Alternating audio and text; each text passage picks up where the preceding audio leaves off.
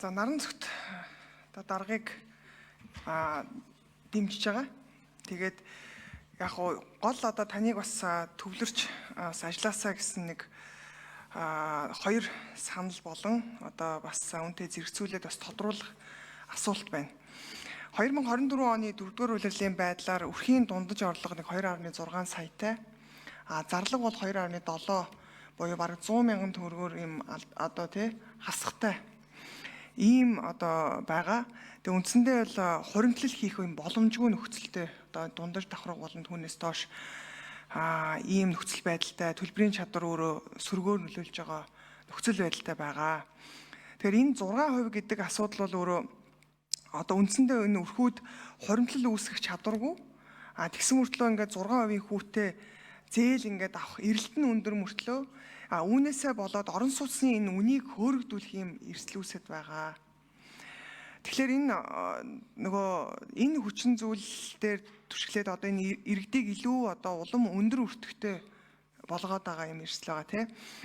Тэгэхээр энэ одоо энэ ипотекийн хөтөлбөрийн зорилго нь өөрөө нэг бол орон сууцчлуулах гэж байна уу? Эсвэл одоо иргэдийн бодит санхүүгийн ачааллыг бууруулах уу гэдэг нэг юм хоёр асуулт өрнөд байгаа.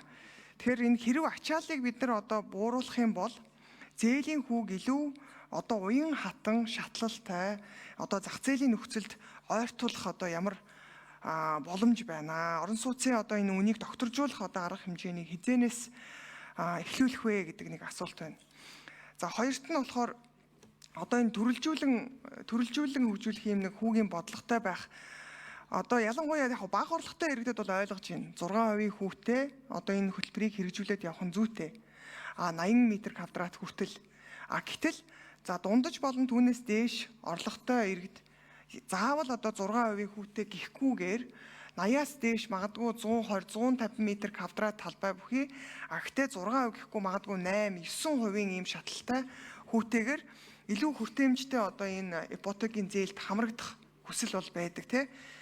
Тэгэхээр энэ одоо ийм дунджаас дээш орлоготой зээлийн хүүг зах зээлийн нөхцөлд илүү ойртуулах замаар энэ хөтөлбөрийн их усврыг нэмэгдүүлэх тодорхой төлөвлөгөө гарах уу? Ер нь танд одоо бас таны одоо бас бодож байгаа төлөвлөгөөнд энэ зэргийн одоо төлөвлөгөө тусахдаггүй гэдгийг асууя гэж бодож байна. За 3 дугаарт бид нар нэг орон сууцны урт хугацааны энэ доктортой санхүүжилтийн тогтолцоог хэрэгжүүлэх бол зайлшгүй шаардлагатай байгаа. Тэгэхээр мэдээж ипотекийн зээлээр баталгаажсан үнцаас гэдэг олон одоо удаа ярьж ирсэн МИГ ч гэсэн одоо энэ талаар бас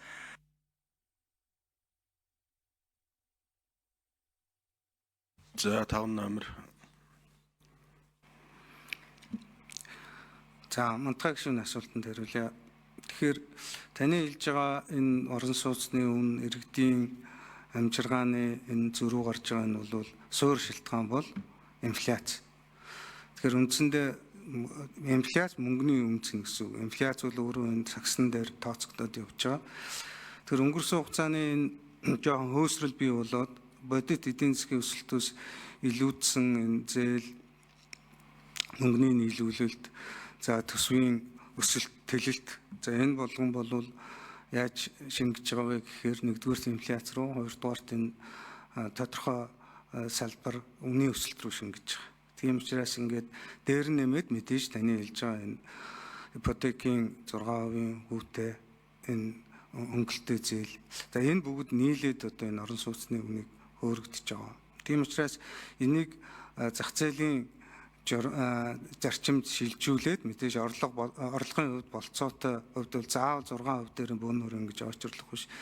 Төрөлцсөн бүтээгдэхүүнийг гаргах ёстой. За энэ бол одоо яг энэ шинээр явж байгаа хөтөлбөр хуулийн төсөл ер нь цаашдаа ч энэ зах зээл дээр зайлшгүй бий болох шаардлагатай ийм зүйл. Тийм учраас энэ та сүүлдэн тодруулах гэж байгаа тэр энэ олон улсад хэрэгждэг энэ механизм нь одоо ч 6% дээр явж байгаа. Энэ ч гэсэн цаатлынхаа энэ шинээр бий болох зах зээл дээр мөн адилхан схем үргэлжилж явдаг л энэ практикаараа явна гэсэн үг. Тийм учраас бол энэ зүйлийг ингээд зэрэг хийхгүй бол хэрэглэгчдэд бол ингээд сонголт өгөхгүй нэгийг хаах бас хүндрэлтэй. Гэхдээ тэртээ тэргүй энэ дээр айгүй их ойчир үүссэн, нилээдгүй хэмжээний ойчир үүссэн ийм нөхцөлд бол яг энэ бодлогоор явуулж байгаа энэ 6% хөтөлбөрийг бол маш нарийн фокустай тэр зорилтод бүлэг гэдэг нь маш нарийн тодорхойж яг тэр лүүгээ чиглүүлээд зэрэгцүүлээд одоо таны яг ярьж байгаа энэ зах зээлийн нөхцөлдөө толгуурласан энэ орон зайг бол нөхөхийн тогтолцоог бол бүрдүүлэх ёстой гэж ингэж үзэж байгаамаа. Тийм учраас энэ ажил бол мэдээж эхлээд явцсан учраас энэ лөө шуурхай ажиллана. За түрүүн алдарч ахлан гишүүлжсэн ажлын хэсгээр бид нар ойр хандах ёсгүй энэ дээр бол төвтэй оролцож ажилланаа. Манлайлж оролцож ажиллана гэж ингэж бодож байна. Мандахаг шүү. За таны бас яг санал нэг байна. Инфляцтай ингээд уйлдаад ерөнхийдөө энэ үнийн хөөсрөл гэдэг юм бас үүсэж байгаа учраас эргээд нөгөө ипотекийн зээл гаргах, за тэгээд нөгөө эрэлтэндээ тий нөгөө нийцж одоо энэ зээлүүдээ гаргах асуудал бол одоо ингээд хязгаартай байгаад байна шүү дээ. Тэгэхээр энэ бидний хувьд бол зүгээр яг ипотекийн зээлэр баталгаа одоо энэ баталгаажсан үнцаас гэж бид түр хэлсэн. Гол нь нөгөө нэг энэ төсвөөс хараат бус энэ ипотекийн зээлийг төсвөөс хараат бус байлгах зайлшгүй шаардлага байгаа тий. Тэгэхээр нөгөө инфляцтай уялдуулаад төсвөөс хараат болчоор ингээд мөнгөний хязгаарлалт ингээ үүсээд ипотекийн зээл яг эрэлтэндээ нийцж гарахгүй гэдэг ингээд ерөөсөө юм чөтгөрийн тойргон донд орчоод яваад идэг.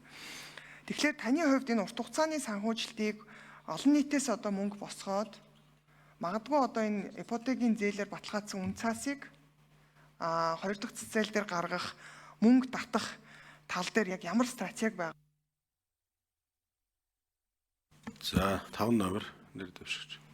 За тэгэхээр яг л энэ нөгөө олон улсад явдаг тэр схемээр явна.